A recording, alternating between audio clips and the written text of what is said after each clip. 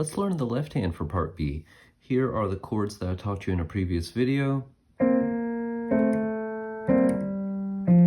Because there's a moving voice within the chords, I bring it out by playing those notes legato and a little louder, while the middle C's are just along for the ride.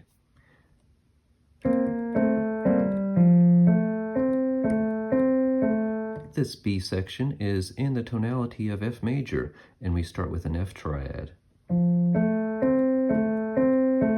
I recommend playing with 5-3-1-3-1-3. Now, we go up to a 4 chord. It's called a 4 chord because it is a triad that is theoretically built on the 4th note of the F major scale. This 4 chord is going to involve the notes of B flat, D, F. But they're going to be out of order. In order to make it easier to play and to sound smoother, Beethoven is not going to do this.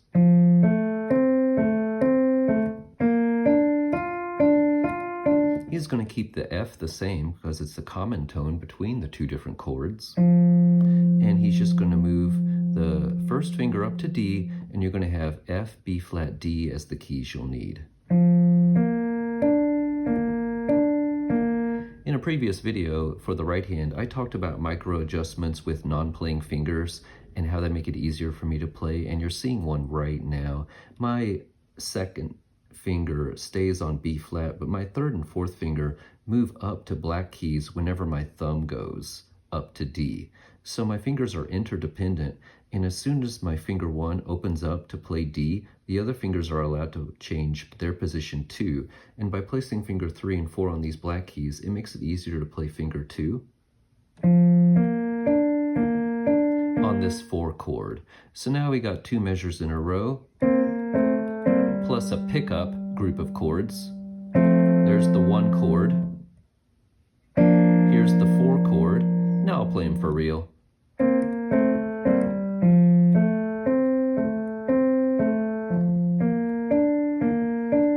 I'm playing a little loudly in order just to show you the keys and not to worry about playing softly. Even though this is an accompaniment pattern, I will be trying to play it softly when I actually make a performance of the piece. And even though the music doesn't have any dynamic markings written here, that is a rule of thumb that I do all the time if I can, is to make melodies louder than accompaniments, no matter what it says on the paper. Off to our 3rd chord, we now have F being held as a pedal tone.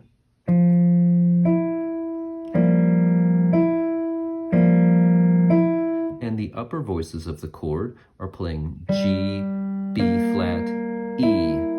So this diminished chord will want to resolve to an F triad again, which is what happens.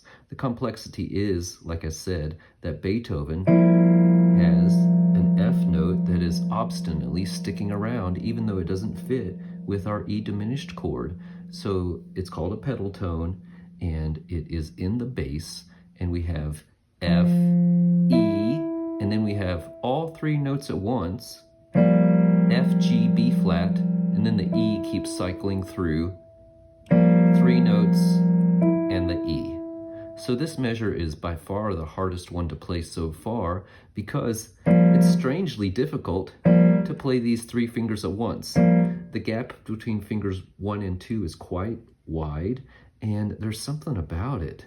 In college, as a teaching assistant, I had a college-age student who was learning how to play Für Elise, and we spent a lot of time just playing these 3 keys, and it was always like broken up or something like that.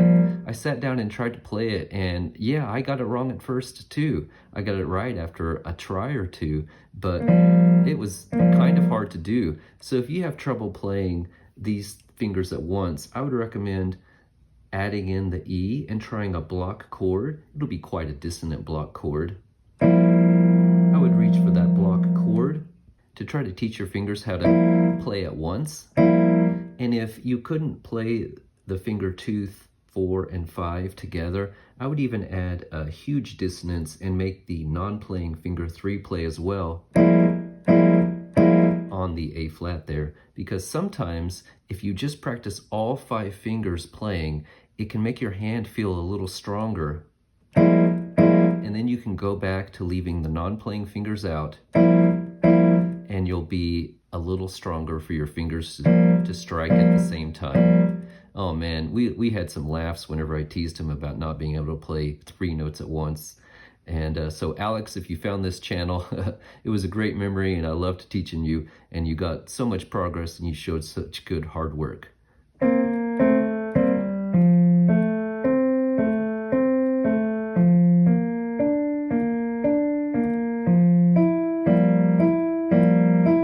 All right, so we're almost done with the first phrase. It just finishes with an F triad, just like the first complete measure of the phrase had. I'll stop there because the next phrase 2 in the right hand does pick up on the upbeat. And so I don't want to play this accompaniment past that point, because I want the 2 phrases to be cut up into manageable, digestible chunks for you. Here is the whole phrase again. I forgot to play legato on those upbeat chords.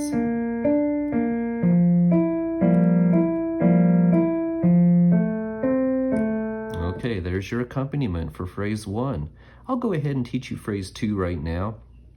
Phrase 2 begins with an F chord as well. But after the F chord, the bass goes down a step to an A minor chord. So an A minor chord is going to involve A, C, E, only this one has E on the bottom and A in the middle. Here is the second measure of phrase 2, the chord anyway.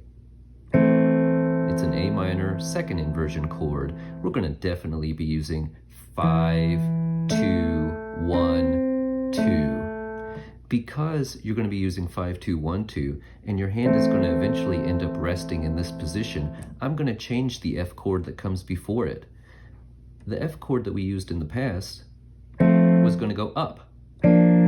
So it was perfectly great for our left hand to play with fingers 5, 3, 1, 3, and then it was so easy to play 5, 2, 1, 2, but now we're going down, so our context is different and our fingering needs to be different. Instead of playing 5, 3, 1, 3, and then having to reach with our finger 5 in this stupid way, I'm going to play my F chord with 4, 2, 1 instead. Here we are, it's the beginning of part B, phrase 2, left hand. 4, 2, 1, 2, 1, 2, 5, 2, 1, 2, and that's how it can be.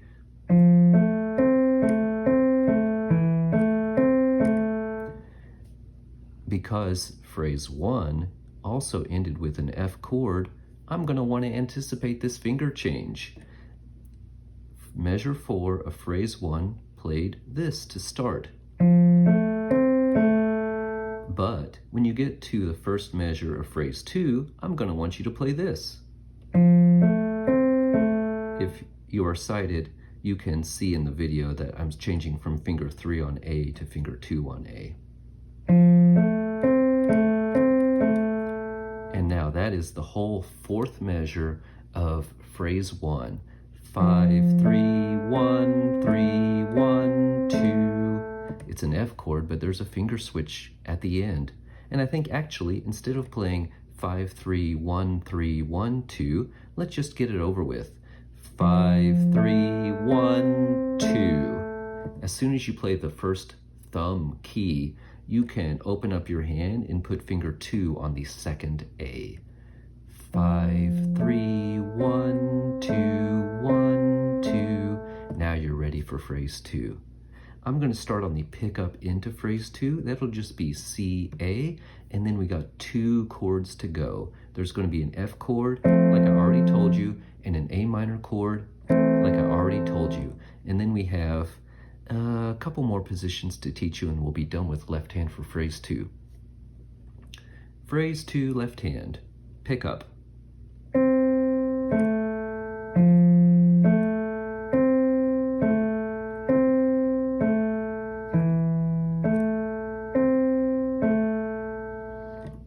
Now in the score there's a D octave. Octaves are almost always played with finger 1 and 5 unless there's a black key involved or some special musical concern. So there's our D octave. In the context of all these single notes, I always take it as kind of a surprise that we have this octave. All right, so the second measure of the phrase is going to have the A minor.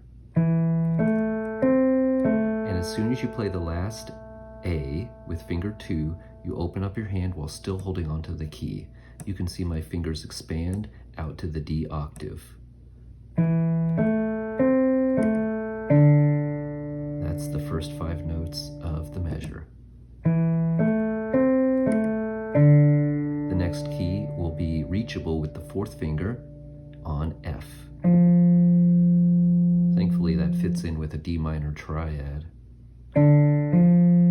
That's the sound. And then the next measure will play G, E. There's the sound. This is measure 3 of the phrase. G, E. Because you had the 4th finger on F before, your 3rd finger will need to reach to play G. And then you'll have a very big gap between finger 3 and 1. Hopefully it's still doable for you. It might be easier to play this gap if, whenever you play the G, your finger 2 goes up to B flat. My finger 2 was stuck on A, but if you move your finger 2 slightly to B flat, it might make the stretch not as bad between the thumb and the rest of the hand. Now, because this part is so complex, I'm going to back up to just the D octave and make that a new outpost that we're going to start from again and again. It'll be like a new frontier, and maybe it'll make it easier to learn. D octave, F, G, E. And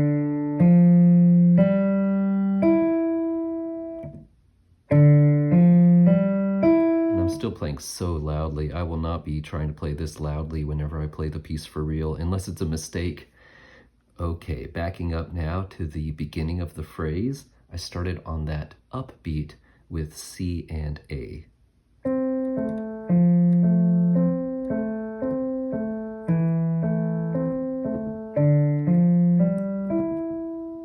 Okay, that's the demonstration.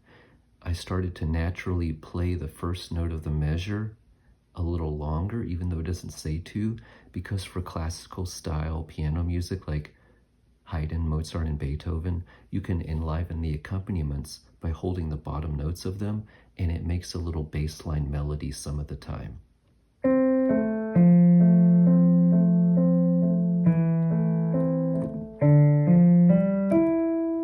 Okay, now for this measure, we're going to play these keys. I'm now on the 3rd measure of the phrase again, and I'm pushing forward with our frontier. It does the same keys twice. And then the top note moves up a step to lead to a cadence.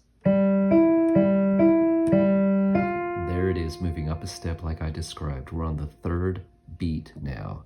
This is the 3rd beat of the measure. And this F and G make a dissonant interval, and they're going to resolve to the root and the 3rd of a C triad.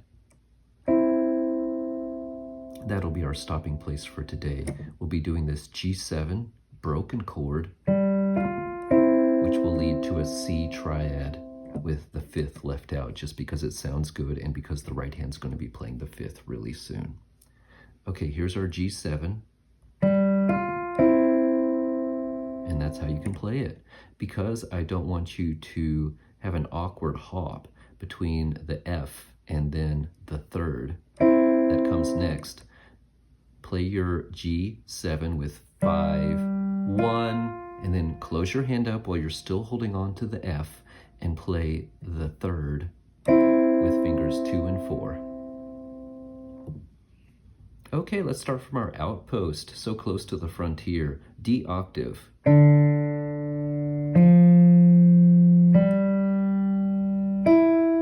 Because I'm going to be trying to get finger 5 on G, I'm now going to switch to 4 on G, because I think it's fancy and fun.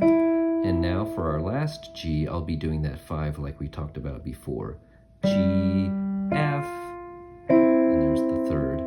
So this third measure, to talk about it all at once, will be 3, 1, 4, 1, 5, 1. That'll be the fingering. You could also do 3, 1, 5, 1, 5, 1.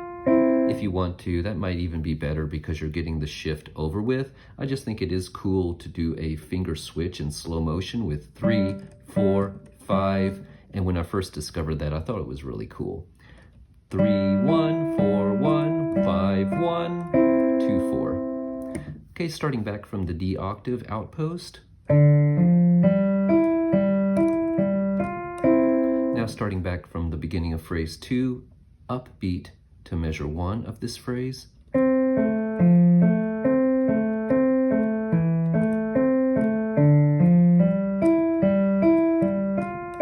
Now doing that second phrase again, but adding the cool classical style of the bass notes being held down longer so they make a little bit of a melody.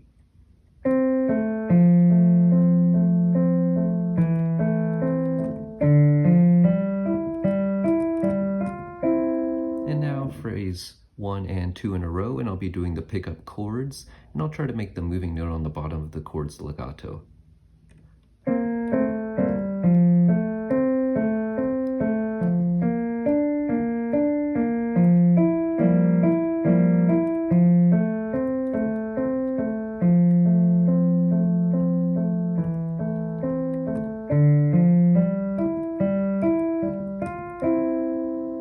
That sounded pretty cool if I do say so myself.